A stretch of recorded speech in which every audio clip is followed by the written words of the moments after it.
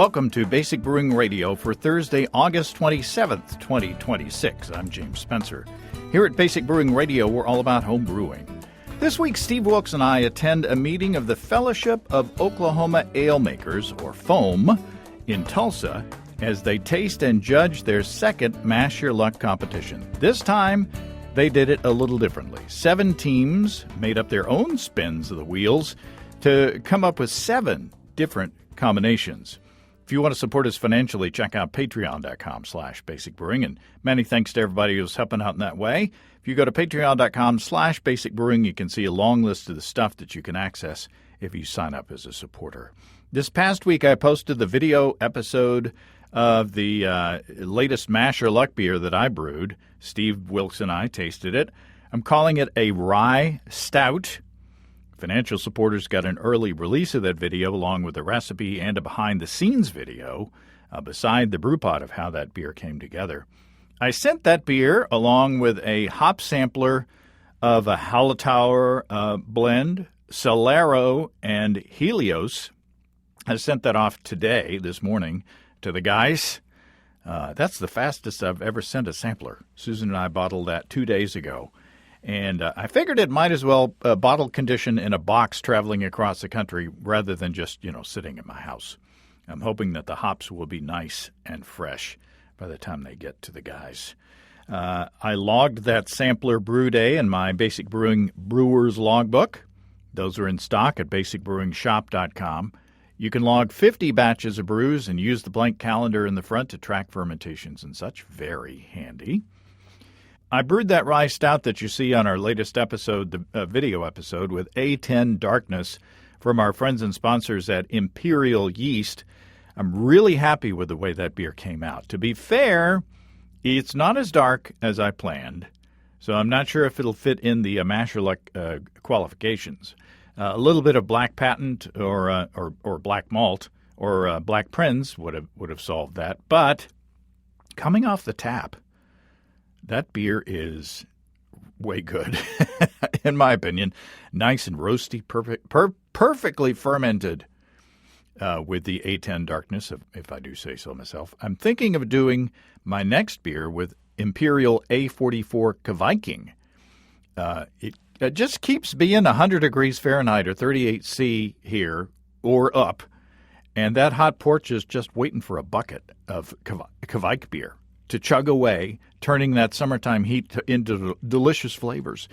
We love Imperial Yeast with 200 billion cells in each easy-to-open package. I like to say my stir plate is dusty because I don't use it anymore to make starters for moderate gravity 5-gallon batches, and my airlocks are usually bubbling before bedtime. With Kveikking, it's going to be bubbling by supper time, I bet.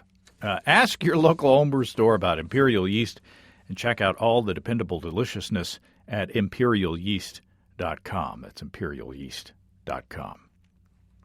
Okay, some sad news before we get into the fun of the tasting. The little homebrew shop, a small batch boutique that Dave Knott has been managing, is going or has gone out of business. The current economy and the industry trends were just too much, apparently. The good news is that Dave has an opportunity to move on, so he's landing on his feet. No worries there. But with, all the years of Desiree and Dave taking care of my ingredient needs and equipment needs, I'm sad to have that come to an end. But our friendship is definitely not coming to an end. They're great people. And so is everybody else at the meeting of the Fellowship of Oklahoma Ale Makers, or FOAM. Now, if you're not familiar with Mash Your Luck, we roll randomly the characteristics of a beer, IBU, ABV, color, type, and origin. They did it a little differently at the FOAM meeting. Desiree Knott, where are we at? We are at the Fellowship of Oklahoma Ale Makers monthly meeting. This is one of the particular meetings where there is a contest being judged, and it is a Mash Your Luck. We did it a little different this year than we've done in previous years. Usually you just spin the wheel and everybody makes the same beer. This time we formed teams, and we spun the wheel different for each team. So each team got to spin the category. So we have 7 very different kinds of beers being made. And your categories are a little different from what we usually do. You have ABV, very low to very high. IBU, low to very high. Color, pale, straw, golden, amber, brown, or dark. Region, and we're up to 8. But you got no, it's insane. U.S., Germany, British Isles, Belgium, or Australasia, and then you have an adjunct wheel, Yes. whereas we and don't. It can come up as none. Like, Right. Yeah. Right. Oh, yeah. So you had a brewing partner. Yes. Chris McKechnie. And she doesn't want She's wants to shy. go off the record. She's shy. So what did y'all roll? So we rolled for the ABV. We rolled high, which is 7 to 9%, and our IBUs were medium, which is like 26 to 50. And our color is pale straw in color. The region is Germany, and we had an adjunct, flaked grains, which really confused a lot of people because Germany doesn't allow adjuncts. And I was really trying to stress to everybody that it's being inspired by this area. We're not trying to brew to a style, but you throw a country in there and the brain just can't pull that out of their head, you know? Yeah, the part of the point of the contest is to come up with new beers that nobody's ever had before. Right. Essentially. Exactly. You're not trying to brew, you're not trying to spin a style. You're trying to make something different. Yes. I forgot to introduce Steve. He's here. Yeah, I am here. And I'm highly offended. And coincidentally, I mean, this is completely off the rails, but we're in a place that has connections to your family. Very deep connection. So we're at a Unitarian church called Hope Church in Tulsa, Oklahoma, and my father-in-law and mother-in-law were the founding members, and I believe that Dave was the first president of the church. And I also believe that he and my wife, his daughter, and her sisters laid a lot of the stones in the sanctuary. Well, there you go. Wow, that is so cool. I mean, it's off the topic, but I think it's notable that we come all the way over here, and here we are. So, what were you thinking with all that? Did you think did anything come to mind? Did you try to fit a style or No, to? not necessarily. But we wanted to go with, German grains and German hops and a German yeast. So we did the German ale yeast, the Dieter, I believe, from Imperial. And we did an all Pilsner. We did no other grains but Pilsner to try to, kind of like an Imperial Pilsner with flaked oats. Yeah. I get a lot of spice in this. Do you? Yeah, I do. I get some black pepper. I don't know. It's got a good beat. It's easy to dance to. I give it an 8, maybe. Now, Desiree, I can knock it on that. It's not very carbonated. Uh-huh. Why would that be? Well, that would be because when I kegged the beer, my husband saw that it was sitting in the kitchen and thought he would be really sweet and put it in the beer fridge for me and then never put gas on it. Till this morning. The day of the competition. Yeah, I asked him to pour a few glasses off so that it wouldn't be murky, and he comes and he says, "I'm so sorry, I never put it in gas. I just shook it 100 times." And I said, "You could have pulled a few glasses off before you shook it." And he goes, "I'm sorry." We'll talk to him about it. He shook it another 100 times later, too, so. Well, it's not as clear as it could be then. Jesus Christ. I had no intentions of winning anyway, but every time I was so proud of myself because I procrastinate so bad, and usually I'm like starting it 3 weeks before the freaking competition is starting, and it looks like one of those horrible commercials where they're making fun of homebrewers, and I was like so proud of myself, and then something always happens. And let me ask, does Dave have a beer in this competition? Yes, he does. Now we know. Now we get it. I honestly don't think he did it on purpose. No, I don't think so either. Seriously, baby, I don't think he did it on purpose. Now, we didn't say that this is going to be... Last time we had a couple of judges around the table and all that. We're not going to do that this year. It's just going to be the people's choice. So everybody's going to vote for the one that they like. Yes, yeah. It's easier. You're not pulling people away that are trying to have fun drinking the beer. where they don't even get to participate until like the last 10 minutes of the meeting. And so I just think this is a funner, better way to do it. Yeah. Well, this is delicious, despite the challenges. Yeah. I would drink a whole pint of this. Oh, sure, for sure. I'll drink a lot more of it once it's carbonated. Okay, so maybe you can help us find the next people on the list. Okay. Well, why don't you go to Dave? There we go. Yeah, Okay, we'll do so Dave next. so we will rinse our glasses, get our next sample, and come back. Okay. Dave Knott, welcome back to Basic Brewing Radio. Thank you. Good to see you guys. Reintroduce your brewing companion. This is Scott McKechnie, my old buddy. Welcome back, Scott. Thank you. Nice to see you guys. I think you helped us judge the last time we had the Masher Luck thing. Weren't you sitting at the table, or were you? No, I was there, but I wasn't helping judge. Okay, did you I wish. participate? Not that one. Okay, yeah, I don't know what I'm thinking. I've seen you before quite often. Oh, yeah. All the conferences. Yeah. Now, first of all, Dave, I have to say that your wife said that she's blaming you for certain things about the quality of her beer. Well, she relied on me to do certain things to her beer, and that was her mistake. That's why it was her beer. So it's her fault. Because it's actually my wife with her. So both of you guys, It was their beer, not ours. are competing against them and conspiring, I think, No, not at all. Yeah, I forgot to hook it up to the CO2, so I shook it 200 times this morning. You put it at 80 psi, so it ought to be okay. Not So quite. so let's talk about. Does anybody have a sheet? Oh, here we go.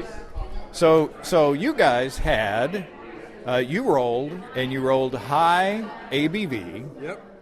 low IBU, pale or straw, Belgium, and no adjuncts. That's right. So what's that sound like to you? It sounds like a triple to me. But everybody got a mulligan. If you had one thing that you didn't like, and we originally got low ABV. Have you ever seen a Belgium low ABV beer? Well, you So have we re-rolled, you have and your we got- singles. Well, yes, but that's not what we wanted to make. There is some, but nobody here would know that. Now, tell me about the recipe. Well, it's a classic favorite of ours. We used to have as a recipe kit, and we still do at our new store, the Small Batch Boutique. It's called the Triple des Déesses, which means triple of the goddesses. It's delicious. Yeah, it's really good. Very good. I've made it several times over the last 10 years. I like it for a Belgium. Do you remember the ingredients? Who remembers the ingredients? It's Pilsner malt with a pitch of carapils. Is there any sugar? Yes, there's clear candy sugar. Now, is sugar an adjunct or no? It goes both ways. Not in Belgium. It's a fermentable. It's a common Belgium fermentable, kind of like candied, your candied chocolate or your things like that in your Belgium. So we consider it a basic ingredient. Well, it's way good. I think that you guys lucked out. Oh yeah, we rolled a style that one of our favorites that we could brew and had a nice recipe for, and had plenty of time to get in perfect condition as well, and that's important. It's a beautiful beer, as in addition to tasting delicious. Yeah. I don't even know what to add to that. It's just a really nice beer. It's got that little Belgian spice to it. Nice and big, warming. It's what you want. If we weren't driving back to Northwest Arkansas this evening, I would have quite a bit of this. I should have thought to bring a growler so I could send a growler home with you. That's true. Well, good luck, gentlemen. Thank you, sir, and good judging.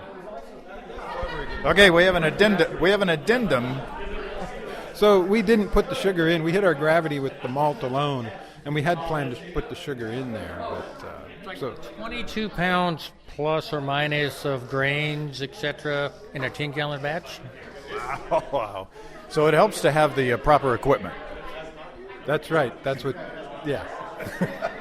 Yes. Absolutely. All right. Thanks, guys. Okay, well, here we have, this is Team A. We're skipping all around the alphabet. This is Mac Butcher. Welcome, Mac. Hi, well, glad to be here. And who's your brewing partner? Fred Shell. And Fred's absent. Yes, he decided to take a vacation in Florida and abandoned me. Left you to the wolves. Uh-huh. Now, talk about your roles. What did you guys roll? Oh, okay. Well, ours was kind of an unusual conglomeration. The first was ABV. It was low, 3.0 or less. The IBUs was 25 and less. It's supposed to be an amber color, and it was supposed to be Australa-Asian in region. So we're taking in Australia and New Zealand and that whole region down there. Well, but is that part of Asia? I think they call it Australasia. Yeah, see, I've never heard that term before that, but I got the drift of it. But so anyway, but since we weren't sure, we had an adjunct of fruit. But since we weren't sure what to do, we decided to make a base of a Australian sparkling ale, because we figured we could do a lot with that. So we made that at a low alcohol level, and then we added longan fruit, which is a Vietnamese fruit that are very small, little, round, about the size of a marble, that have a little melon-like thing inside of a paper casing, which you got to cut the casing away, and then put that in the beer. We kind of squished it up a little bit, juiced it a little bit, then poured everything in, and that's how we did it. So you fermented the beer on the fruit? No, we added the fruit after the primary was completely done. I think it's delicious. Really good. Yeah, it's delicious. Well, it's supposed to be. It's light. It's refreshing. It's your Australian lawnmower beer. And they might go in circles the wrong way, but nonetheless, it's still for doing circles in your lawnmower going around. That's right. You might mow counterclockwise, or maybe the other way around. I love the fruit character is very nice, and for a low ABV beer, it's to me it's very satisfying. Oh, thank you. Appreciate that. I'm curious about the grain bill in it. The grain bill was mostly pills, malt, just regular pills, and then we also had a little bit of Munich that we added to it. Not a lot, maybe 10%. If I could ding in on any of the categories, I think the color might be A little bit less. it's a little it's a little more straw than amber to my. But who am I? I'm not judging. A little bit of gold in there, but yeah, it's on the end. It's the quasi amber color, lower end of the spectrum. Well, it's all a matter of preference and it's interpretation. I think it's up to the people after all to judge the competition. Yes, exactly. Now, are you happy with it? Yeah, I am pretty happy with it because we didn't really know what we were going to end up with, and Fred really wasn't sure what sort of fruit to add to it. And when I got back, I've been out of town, and we met in my driveway 2 nights ago, and he was leaving town. I'd just gotten back from Chicago, and so it was like, what did you decide on? Longanberries. Here you go. I was like, what the hell are those? So, where do you find longanberries in Tulsa? Well, I guess in an Asian market. So, yeah, there's a Mexican Asian. I've just come off a triple. There's a Mexican Asian store up in Springdale, Arkansas, and they've got durian. Are you familiar with durian? No. It's supposed to be like the stinkiest fruit in the world, and I'm very tempted to try to brew something with it, but I haven't gotten that far yet. Yeah, well, you might make a double batch so you can to have something to save and split it off. Yeah, I think that's right. That might help. Yeah. Well, congratulations. This is delicious. Well, thank you very much. I appreciate that. I'm glad you enjoyed it. Good beer. Valerie Grogan, welcome back. I'm so happy to be here. Thrilled to pieces. And we're about to taste your beer. Yes. Now, do you remember your categories that who are your partners, by the way? So my partners are Cody Cannon. He is our president. He is not here. He's doing some sort of family vacation or something or other. There's a lot of that going around. Yeah, must be the season. And my brother, who is filling up his glass and will be here imminently. But I'm the funny one, so you got me first. We'd rather talk to you. Everyone would. So talk to us about your spins. What did you spin? Well, the first thing we spinned was the brown, and that made me very happy because if you come at me with an ESB, I am a happy person. Love a brown. So that was thrilling. Then we got medium ABV, pretty okay with that. Then we spun the hop wheel, and we got high. And I was very sad because hops are not my jam. I was a little disappointed to not have an adjunct. Adjuncts are my favorite because, man, you get to do some fun stuff when there's weird stuff you put in your beer. So I considered hop my adjunct. But then we got the German style, very happy with that. But the three of us were going back and forth, are we going to do a Bock or an Alt, a Bock or an Alt? And we took too long to decide, so we brewed an Alt. That worked out just fine.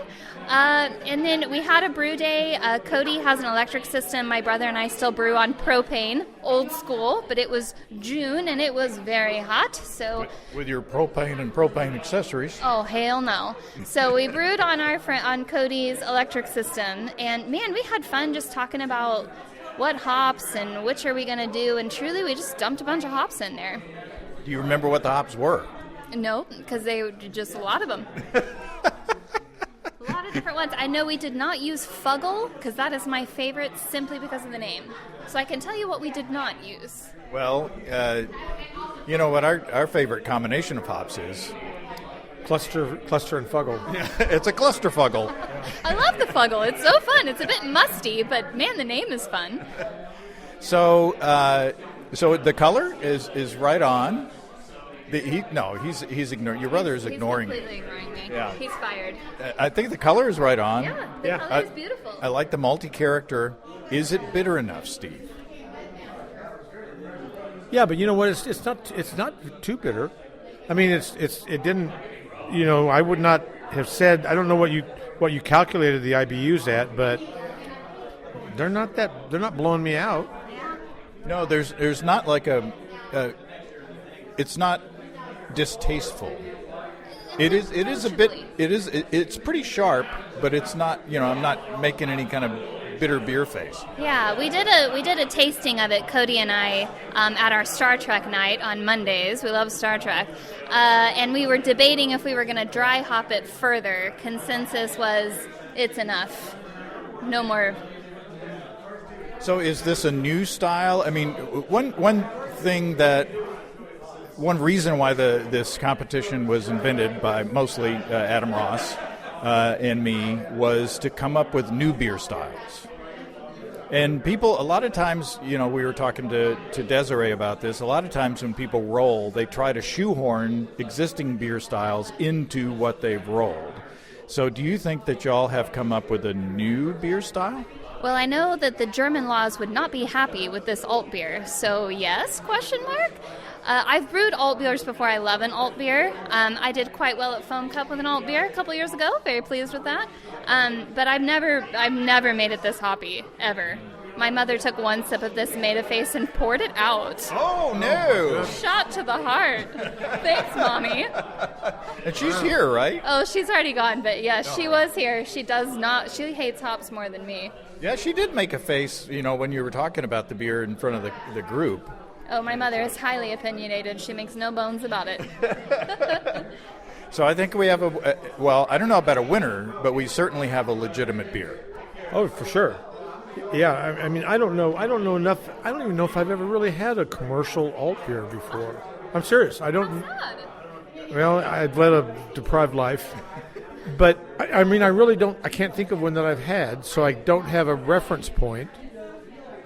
But this is a delicious beer. It does have a good, sharp bittering charge. I don't get a lot of late hop out of it. But the bittering charge is very appropriate. It just tastes like it has a bunch of Magnum in it to me. It's possible. What I don't like about it is it went floral. So I'm getting quite a bit of floral out of it, which I was not expecting because it didn't taste like that 3 weeks ago. So when I tasted it tonight, I was like, that's my beer? What happened? But it's also summertime. Could have been warm. Who knows? But yeah, it went floral. I think you done good. Thank you. John Hardison, tell us about the rolls that you rolled. I didn't make it to the original Spin the Wheel night, so I had to go over and meet Dave at his brew store to spin the wheel. And I got medium ABV. I got... Use the cheat sheet. Okay, it's right in front of me. I should, since it's there staring me in the face. Medium IBUs. I got a dark beer. Yeah. A U.S. country of origin and a fruit adjunct. Out of those, my decision kind of narrowed itself down by the country of origin to a black IPA, because that's something that was real popular a couple of years back. And I was like, well, what kind of fruit? Should I put orange in it? Should I put pineapple in it? Should I put something exotic in it? Mango, peach? I was like, how about a black cherry? Black cherry, black IPA. Because it just rolls off the tongue a little smoother. So this is delicious. While I take another sip, talk about your recipe. Well, I used primarily 2-row malt. I used Cascade and Chinook hops for the dry hop. I used Magnum and Amarillo hops for the bittering.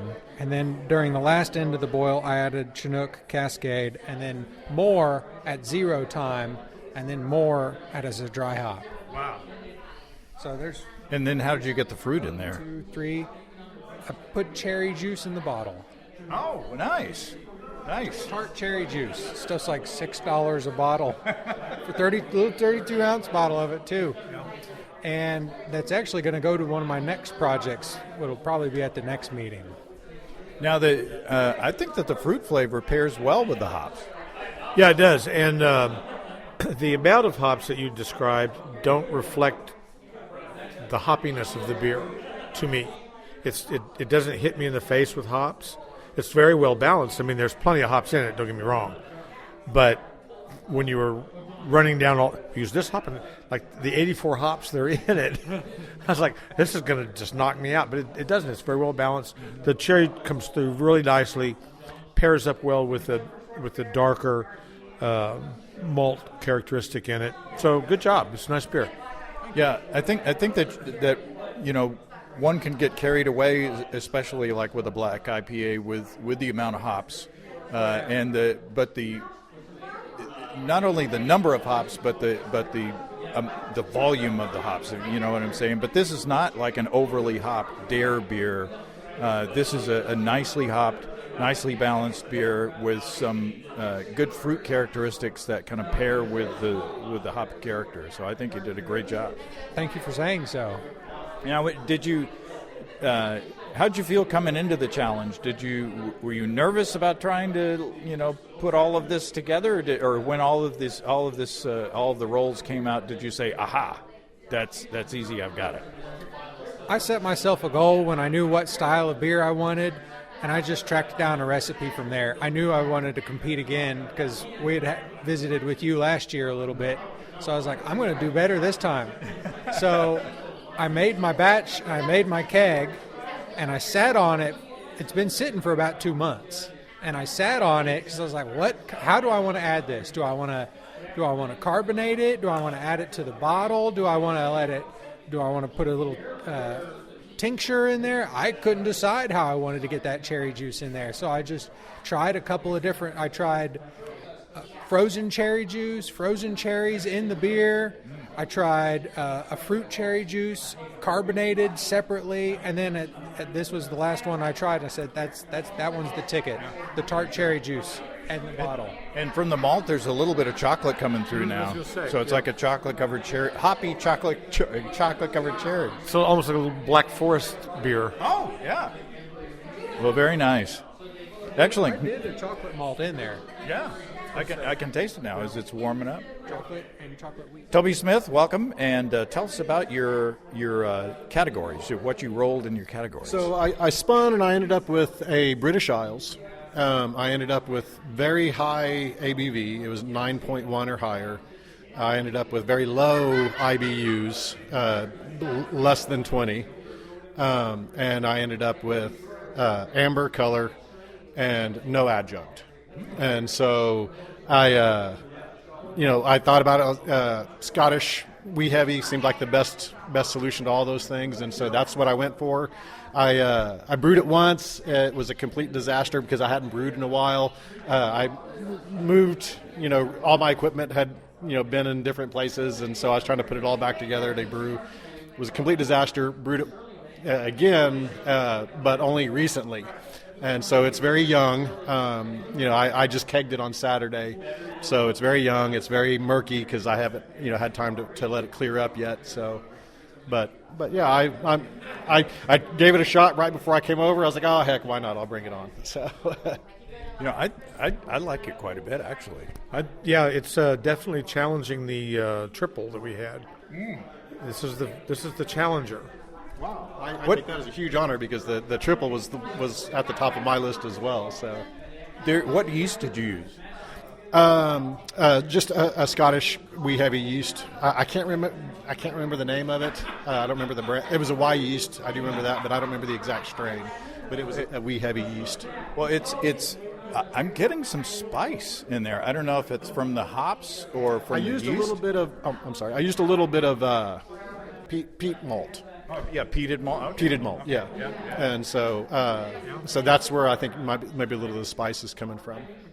I get more than spice. I get toffee, like praline sort of taste. Yeah, it's very pleasant, very nice. I extended my boil by an hour. Actually, I boiled for 2 hours because I was really trying to hit that 9.1 or higher mark. So I just boiled the heck out of it. Or mashed the heck out of it. Excuse me, I didn't boil the heck out of it. I mashed the heck out of it. I mashed for 2 hours, and so that might be where some of that. No, it's delicious. The like you say, it's got the caramelized, sugary thing that you would expect in a wee heavy.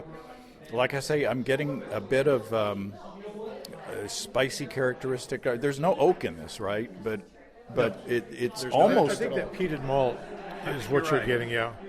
Yeah, I think you're right. What I do is get a nice cup of this and put a scoop of ice cream in it. Oh, yeah. Oh, wow, yeah. I mean, I'm telling you, put a scoop of a really hard ice cream in there so it gets to melt just a little bit, but doesn't melt all the way. Oh, my God. Yeah. I think it's really good. I think, especially if you did it in such a short period of time, I think you should be proud of this. And I think if you can let it age even more, I think it will be even more delicious. So congratulations. Thank you, gentlemen. I appreciate it. Thank you very much. Daniel Vanderslice. Yes, sir. Tell us about what you rolled in your what Lady Luck gave you in your categories. All right. Well, first of all, our ABV range was high, so it was 7. Oh, wait a minute. Introduce your co-conspirators too. Yes, I'm sorry. I'm on a team with Tyler Kuhn and Robert Culpepper, and they're not here tonight, but I know they wish they could be because they want to try this beer, and they're not getting to try it. So our ABV was 7.1 to 9%. I think it landed right about 7.8. It was closer to 8%, right in the middle there. IBU range 26 to 50. We did probably 28 or 29. I think I targeted 28, and then I went a little long on the Whirlpool, but that doesn't add much IPUs. Right.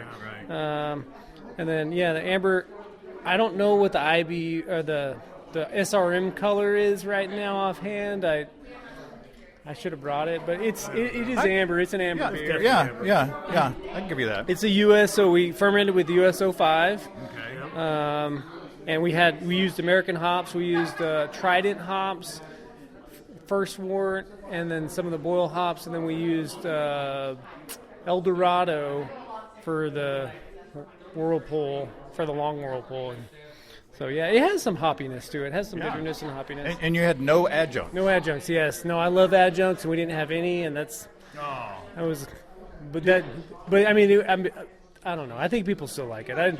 I like amber beers, all right. I've never made one before. I've made a lot of beers, but I like big flavors and like stouts and barley wines and hazy IPAs and fruited sours. I've never made an amber though. Well, this is a good one, I think. Yeah, it's really good. Nice bittering charge. There's plenty of hops in it. I wouldn't. It is a medium hop beer. So, but but the bittering charge really hits you pretty good. Yeah, I think it's well balanced. It's a it's a cliche, but I think it's well balanced. It's certainly very enjoyable. It to me. Do you think that it fits any style? I mean, I think it's an American amber ale. Yeah. I think it's right for American amber ale. Yeah. And we had U.S. style, so that works. I double batched, and I made so I have an extra keg at home that I'm going to kill when I'm, mowing the lawn and stuff. And so it's perfect for that. It's a little strong, I know, but I'll be at home, so it's okay. Yeah, you're at home. Yeah, I would. If I brewed this, I would drink a lot of it. I think. Yeah, I'd be proud of it. The fun thing about this is the first Mash Your Luck Challenge that individual teams have rolled different things, I believe, and so I think it's put a nice twist on it in that it's challenged people to do different things. Some have been more difficult than others, but you still have to meet the parameters, and you still have to come up with a delicious beer. You still have to come up with a beer that, even if it's not a style, it could be a style. And I think that this is a solid beer that fits all the categories. Yeah, no, I agree. I mean, I've never made an amber beer before, and so this got me to do that. So good there, and then it makes this meeting way more interesting because instead of like you said, this is the first time we did it where all the brewers they rolled individually, and the last time I know we all did the same sort of a thing. We didn't do the same thing, but we went different directions. Right. But they were all the same alcohol range, the same style, base style, and so that makes this part way funner. Yeah. I think it's a great twist, and I think this is a really good beer. So congratulations. Well, thank you, sir. Enjoy. All right, everybody, gather around. Hear ye, hear Now, ye. the prize is going to be presented next month because I need to know what the team is so I can make the proper trophy. Yeah, it's a custom, yeah. Okay, so we have a clear winner, and then there was a tie for second. Unfortunately, we don't do well, there's only a first place for this particular competition. So, but I will tell you the tie for second place is E, which is Daniel Vanderslice, Tyler Kuhn, and Robert Culpepper, and John Hardison. Tied for second. And first place goes to Team D, Dave Knott and Scott McKechnie. Cheers! I will not discuss the tallies or the actual scores because that would be not nice. Yay, congratulations. Thank you. It was a great spin. You did get a good spin. We really did. The mulligan. Yay. Thanks again to everybody at Foam in Tulsa for having Steve and me. I got to say that triple was amazing. And there were a lot of good beers that I definitely would have sampled a lot more of, maybe. Had I had a driver and had we not had to head home after the meeting. What a fun group. And thanks again to Steve for coming along. Always great to have an excuse to spend time with my buddy, my friend. If you have brewing questions, show suggestions, or just want to say howdy, write to james@basicbrewing.com or just fill out the contact form on basicbrewing.com. And please don't forget to tell us where you're from. Check out our mobile-friendly shop at basicbrewingshop.com. Our Brewers Logbooks are back in stock. Thanks to everybody supporting us through our Patreon page. Special goodies coming your way. Check them out at patreon.com/basicbrewing. It's all until next time. Till then, thanks for listening, everybody. I'm James Spencer. Production help for Basic Brewing Radio and our website is provided by Kelly Dodson. Basic Brewing Radio is a production of Active Voicing. We'll talk to you next time, everybody. In the meantime, stay well and stay tuned. So long.